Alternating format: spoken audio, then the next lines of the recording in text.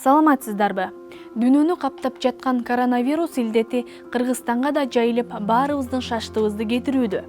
Республика боюнча 18 марттан 8 июлга чейин жалпы 8486 адамга коронавирус жукту. Мындай оор учурда медиктер 2-3 кезмет менен иштөөгө өтүшүп, дээрлиги үй бетин көрбөй калды. Анткени өлкө аймагында дарыгерлер бейтаптарды кабыл алып, аларга жардам көрсөтүүдө жетишпей жатканы баарыбызга маалым. Репортер KG маалымат агенттиги өлкө аймагындагы мед кызматкерлердин саны, алардын айлык акысы тууралуу сарэсеп салып көрдү. Республика боюнча саламаттык сактоо уюмдарында практикалык жардам көрсөтүп иштеген адистердин жалпы саны 29502.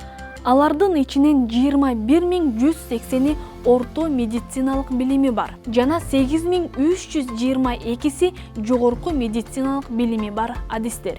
Аймактар боюнча жогорку медициналык билими бар адистер: Бишкек шаары 1785, Ош шаары 600, Ош облусу 1698, Жалал-Абад облусу 1052, Баткен облусу 617, Нарын облусу 157, Ысык-Көл облусу 371, Талас облусу 170, Чүй облусу 824. Аймактар боюнча орто медициналык билими бар адистер: Бишкек шаары 2531, Ош шаары 917, Ош облусу 4567, Жалал-Абад облусу 3890, Баткен облусу 2171, Нарын облусу 817, Ысык-Көл облусу 1132, Талас облусу 753, Чүй облусу 2140. Республикалык мекеме 2262. Оорунун очогунда иштеп жаткан медиктердин айлык маянасы көтөрүлүүсүн коомчулук талап кылган. Кечээ 7 июлда премьер-министр Кубатбек Боронов саламаттык сактоо мекемелериндеги мед кызматкерлердин маянасына кошумча төлөмдөрдүн өлчөмү категорияга жараша 1 июлдан тарта орточо 25%дан 30%га чейин көтөрүлгөнүн маалымдады. Мисалы, эгерде буга чейин инфекциялык бөлүмдөрдө, реанимацияда, вирусологиялык лабораторияда, обсерваторлордо жана мобилдик топтордо иштеп жаткан дарыгерге бир күнгө 2300 сом төлөнсө, азыр 3000 сом төлөп берүү сунушталып жатат. Мындан тышкары, буга чейин бир ай ичинде 14 күн изоляцияда болуп келсе, азыркы учурда изоляцияда болууну 7 күнгө кыскартуу сунуш киргизилип жатат.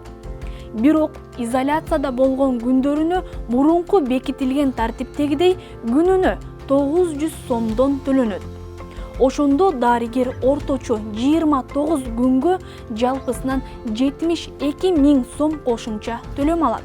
Буга чейин бул төлөм 47 000 сомду түзгөн. Өкмөт башчы санитардык карантиндик пункттарда, блокпосттордо, тез жардам кызматында иштеген врачтарга, орто медициналык кызматкерлерге жана техникалык кенже тейлөөчү персоналдардын да кошумча төлөмдөрү жогорулай турганын убадалады. Убада аткарылабы же жокпу, аны алдыда көрө жатарбыз. Саламаттык сактоо министрлигинин маалыматы боюнча бүгүнкү күндө мед кызматкерлердин бир бөлүгү эмгек өргөөсүндө. Өкмөт башчы эмгек өргүүдөгү медиктерди ишке чакыруу тапшырмасын берди. Бүгүнкү күнгө карата иш үстүндө коронавирусту жуктуруп алган жалпы 1287 учур катталды. Анын ичинен 522 мед кызматкер стационарлардан айыгып чыккан.